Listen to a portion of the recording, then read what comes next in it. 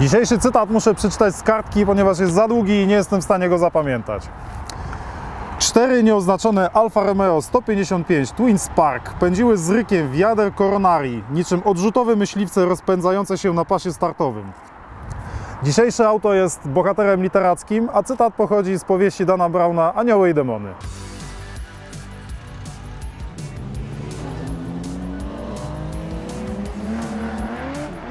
Witamy na kanale YouTube magazynu Classic Auto. Alfa Romeo 155 jest przedstawicielem dość szerokiego segmentu pojazdów, w którym jednocześnie konkurowała z Fordem Mondeo i Peugeotem 405, ale też na przykład BMW serii 3 i Mercedesem 190. Sama Alfa 155 zastępowała w ofercie model 75, ostatnią tylnonapędową Alfę.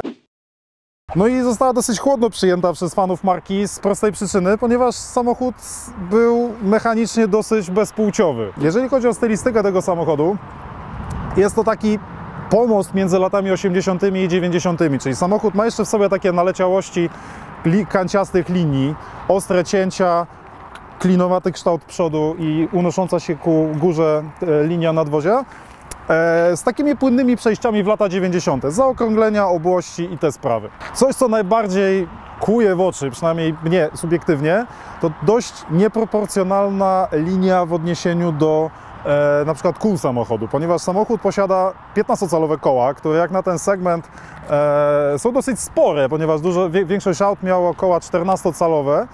Natomiast tylne koło w korelacji na przykład z linią bagażnika wygląda, jakby miało 12 cali. Wygląda to dosyć karykaturalnie, no ale jest to taka dosyć charakterystyczna cecha tego modelu. Alfa 155 jest postawiona na tej samej płycie co Lancia Dedra i Fiat Tempra, ponieważ auta pochodzą z tego samego koncernu. Aczkolwiek w tym przypadku nie jest to już ten sam poziom unifikacji jak na przykład w przypadku Alfy 164, która pochodziła z tego samego łoża co Lancia Thema i Fiat Croma. Między tymi modelami można było wymieniać części karoseryjne. W przypadku Alfy 155 widać, że te samochody mają tego samego ojca, jednakże no, różnią się dosyć znacznie od siebie. Jak już wcześniej wspomniałem, samochód jest pozbawiony raczej stylistycznych smaczków, jest dosyć przezroczysty. Posiada oczywiście typowy dla Alfy grill Scudetto, który jest tak samo charakterystycznym elementem dla włoskiej marki jak nerki na przykład dla BMW. Natomiast jest taka jedna rzecz, która się rzuca w oczy w odniesieniu na przykład do współczesnych samochodów, ale też i nie tylko. Mianowicie ogromna liczba przetłoczeń karoserii. Grill płynnie przechodzi w przednią szybę samochodu. Z boku jest wcięcie idące na całej linii od początku do końca. Nadkola wystają nieco bardziej od reszty linii bocznej. Tylna klapa zachodzi nieco na bok. Wcięcie oczywiście przeciąga się na całą szerokość samochodu i idzie z drugiej strony z powrotem do początku. Oczywiście jeszcze przy okazji warto wspomnieć, że słupek C łamie się na wysokości linii tylnej klapy. Oczywiście wygląda to bardzo ładnie, natomiast współczuję blacharzowi, który musi taki samochód naprawiać po wypadku. Mocną stroną Alfy 155 jest bagażnik, ponieważ posiada on pojemność ponad 500 litrów i też coś, co nie jest może jakimś wybitnym dziełem inżynierii, ale rzeczą, o której wielu producentów zapomina, mianowicie zawiasy na teleskopach, które nie wnikają do środka. Rozwiązanie jest fajne, ponieważ klapa przy zamykaniu nie rozgniata nam co weekendowych zakupów, no i jednocześnie też powiększa nieco otwór załadunku. Dla porównania wspaniały Mercedes W124 posiada gigantyczne zawiasy, które wchodzą praktycznie do samej podłogi. I to jest najciekawsza rzecz odnośnie bagażnika, ponieważ sama pojemność oczywiście jest rewelacyjna i w ogóle wszystko jest super, natomiast jak ten bagażnik należy otworzyć? Z zewnątrz nie ma nigdzie żadnego przycisku. Pod znaczkiem Alfa Romeo jest zamek, który otwiera się jak gdyby nigdy nic z kluczyka. Jednakże zanim doszedłem do tego rozwiązania, próbowałem otworzyć bagażnik ze środka, no bo jak nie można z zewnątrz, to na pewno można ze środka. Bagażnik otwiera się przyciskiem, który schowany jest w schowku od strony pasażera. Czas zajrzeć pod maskę. Jednakże już napotkałem pewne trudności, ponieważ dźwignia do otwierania pokrywy silnika znajduje się praktycznie przy samej dźwigni do regulacji kolumny kierownicy. I już widzę, ile razy bym, chcąc przestawić sobie kolumnę kierownicy, otworzył maskę, bądź odwrotnie, chcąc otworzyć maskę, przestawił sobie kolumnę kierownicy. Kolejny plus dla Alfy To jest pokrywa silnika, która trzyma się na teleskopach. Znaczy trzyma się umownie, bo niestety po latach te teleskopy nie są zbyt silne. Tym niemniej w założeniu powinny tę maskę utrzymywać. Ja na wszelki wypadek będę ją trzymał ręką, żeby nie dostać w głowę. Pod maską tego egzemplarza znajduje się 2-litrowy silnik 16-zaworowy Twin Spark o mocy 150 koni.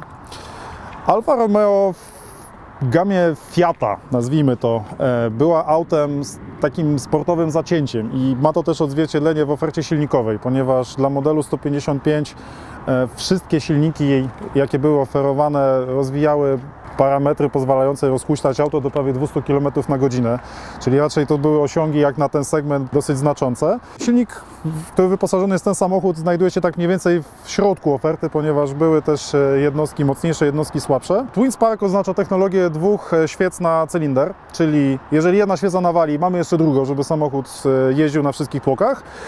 A w praktyce chodziło po prostu o to, że z tej samej pojemności silnika osiągano lepsze parametry. Silnik był bardziej wydajny przez lepsze spalanie mieszanki. Skąd się natomiast wzięły te wszystkie opinie, jakoby Alfy się psuły i częściej stały w serwisie niż jeździło w własnych kołach? Prawda jest taka, że samochody wymagają po prostu większej uwagi, czyli są tak jak takie trudne dziecko, które jeżeli nie poświęcamy mu należycie dużo uwagi i nie dbamy o nie, sprawia jeszcze większe kłopoty niż sprawia na co dzień. Silniki wymagają wymiany rozrządu znacznie częściej niż statystycznie, ponieważ nawet co około 50 000 kilometrów. Uszkodzeniom ulegają wariatory faz rozrządu, ponieważ są bardzo wrażliwe na kiepskiej jakości olej i niestety brak troski, brak należytego serwisu, takie przyzwyczajenia kierowców do serwisowania znacznie prostszych samochodów potem odbijały się niestety na krótkiej żywotności tych silników i samochodów jako takich. Kolejną mocną stroną Alfy 155 jest ilość miejsca z tyłu, ponieważ jako osobnik mierzący około 190 cm wzrostu siedzę sobie wygodnie, mam miejsce na wyciągnięcie nóg, mam miejsce nad głową, mam miejsce z boku, koło mnie usiądzie drugi dorodny osobnik. No i przede wszystkim siedzi się wygodnie po prostu, czyli nie jest to może królestwo komfortu, niemniej jak na samochód tego segmentu, tej klasy jest naprawdę dobrze. Z dodatkowych rzeczy, no to oczywiście mogę sobie jak król usiąść z podłokietnikiem, natomiast najciekawszą rzeczą jest dodatkowy nawiew skierowany specjalnie na tylną kanapę. We wnętrzu Alfa jest dosyć smutna, ponieważ wnętrze jest czarne i w zasadzie nie ma tutaj za bardzo żadnych rozweselających akcentów. Najciekawiej robi się po przekręceniu kluczyka, ponieważ na desce zapala się piękny las kontrolek od świateł, funkcji samochodu, systemów itd. Z ciekawszych rzeczy, które znajdują się na wyposażeniu, samochód posiada check panel, który posiada kontrolki otwartych drzwi. Przykładowo po otwarciu drzwi kierowcy podświetla się kontrolka od owych drzwi na rysunku samochodu. I tak samo właśnie na przykład z tyłu. I jednocześnie też samochód sygnalizuje nam na przykład przepalone żarówki, co zresztą właśnie zrobił, ponieważ jak to w Alfie coś zawsze musi być nie tak, no i w samochodzie przepalona jest żarówka od świateł pozycyjnych. Nie może być za dobrze, zawsze coś musi być źle. No i oczywiście samochód też sygnalizuje nam takie bardziej złożone awarie, jak na przykład zbyt niski poziom oleju, zbyt niski poziom płynu chłodzącego i temu podobne. Wnętrze samochodu jest dosyć dobrze wyciszone i już nawet po przejechaniu kilkunastu metrów czuć, że w samochodzie będzie bardzo wygodnie, jeżeli chodzi o poziom hałasu, który dociera do wnętrza. Samochód jest z roku 97, Alfa 155 produkowano w roku 92 i czuć, że ten samochód jest dość nowoczesny, który może, jak wcześniej wspomniałem, chodząc dookoła samochodu, stylistycznie jeszcze mocno zalatuje latami 80. Tak w środku jest już praktycznie nowym samochodem. Jest dużo miejsca, jest wygodnie, jest miękko, jest cicho, wszystko jest takie zwarte. Charakterystyczną cechą Alfy i ogólnie włoskich samochodów z tych lat jest taki tak zwany fiatowski dosiad, czyli pozycja troszkę jakbym siedział na koźle, gdzie siedzę wyżej niż zazwyczaj siedzi się w samochodzie, nieco nachylony do przodu. Nie jest to pozycja niekomfortowa, ale jest taka bardzo charakterystyczna dla włoskich samochodów, przynajmniej dla aut spod koncernu Fiata. Niezależnie od tego, czy jest to Fiat, czy jest to Lancia, czy jest to Alfa, czy jest to Polonez. Fajną rzeczą, już praktycznie niespotykaną we współczesnych samochodach, jest mnogość wskaźników, które znajdują się przede mną. Wszystkie są bardzo ładnie wpisane w koło kierownicy, więc nie muszę się nigdzie wychylać, zaglądać, wszystko mam przed oczami. No i oczywiście poza takimi standardowymi wskaźnikami, jak obrotomierzem i prędkościomierzem, no i rzecz jasna poziomem paliwa, samochód daje mi do zrozumienia, jaka jest temperatura oleju silnikowego, jakie jest ciśnienie tego oleju i dzisiaj praktycznie już takich rzeczy się nie spotyka, przynajmniej nie są to informacje podane do wiadomości kierowcy.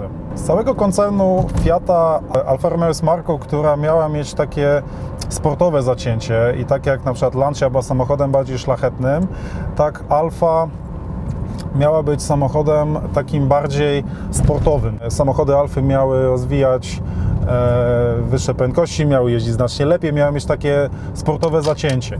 I ma to odzwierciedlenie w wersjach silnikowych Alfy, ale też sposoby prowadzenia. I na przykład egzemplarz, którym jadę, wyposażony w taki, no w gruncie rzeczy dosyć standardowy silnik 2-litrowy Twin Spark, no ma odejście całkiem zgrabne. I co najważniejsze, ten samochód brzmi, dodaje gazu, silnik przenika do kabiny, ale przenika w takim właściwym dla tego słowa znaczeniu, czyli nie jest to chrzęst, który mi się wgryza w głowę i mnie po prostu wkurza, tylko jest to taki dźwięk, dla którego chce się zrobić drugi raz to samo i jeszcze raz depnąć, żeby samochód się rozpędził. Silnik na papierze ma 150 koni mechanicznych, czyli jest to wartość jak dla tego segmentu dosyć duża. Samochód jest w stanie przebić barierę 200 km na godzinę i to nie tak, że jedzie 201, 202, tylko spokojnie do 220-230 km na godzinę Alfa w tej wersji jest w stanie się rozpędzić. No i to już jest zdecydowanie jakieś. Ale brakuje właśnie czegoś takiego ekstra, że ten samochód ma coś takiego jak na przykład, nie wiem, miało Renault 16 czy Amazon, Volvo Amazon, które no było czuć, że samochodem sprzed kilkudziesięciu lat. No i podczas takiej zwykłej, rutynowej jazdy samochód jeździ w zasadzie jak nowy, jakby to było auto nie z 97, tylko na przykład z 2007 albo nawet 2017 roku. Jest to zarazem zaleta, jak i wada, ponieważ no jest to na pewno obiektywnie zaleta, ponieważ samochód już wtedy nosił znamiona wysokiej jakości. Natomiast wada jest bardziej subiektywnie, ponieważ jeżdżąc starszym samochodem, mającym na karku już trzeci krzyżyk, spodziewałem się czegoś bardziej ekscytującego, czyli że samochód po prostu będzie wymagał ode mnie większej siły fizycznej, większych umiejętności i ogólnie będzie bardziej wymagający, a tymczasem ten samochód po prostu jeździ. Nieco fajniej robi się, kiedy Alfę można nieco przycisnąć, na przykład na zakrętach, gdzie czuć nieco bardziej ducha marki, albo nawet zwyczajnie, jak taki kilkunastoletni gówniarz, po prostu wdepnąć rurę na prostej i posłuchać silnika, który się wkręca na obroty. Tutaj zdecydowanie lepiej czuć ducha marki niż jeżdżąc po mieście. Nadal jednak no, brakuje czegoś ekstra. Jest to samochód, który ładnie brzmi, fajnie jeździ, jest żwawy, jest dynamiczny, jest jakiś, ale w gruncie rzeczy nadal jest to po prostu zwykły sedan segmentu D. Czy Alfa 155 jest fajnym samochodem? I tak, i nie, ponieważ jest na pewno fajnym samochodem, jeżeli jest w bardzo dobrym stanie, jeżeli ma fajną wersję silnikową, czyli w większości przypadków. Natomiast nie ma w tym samochodzie czegoś ekstra, co sprawiłoby, że po przejechaniu się takim samochodem i nawinięciu kilkunastu, kilkudziesięciu albo nawet kilkuset kilometrów chciałbym takim samochodem jeździć dłużej. Nie jest to oczywiście jakby wada tego konkretnego egzemplarza, ponieważ sam egzemplarz jest naprawdę świetny.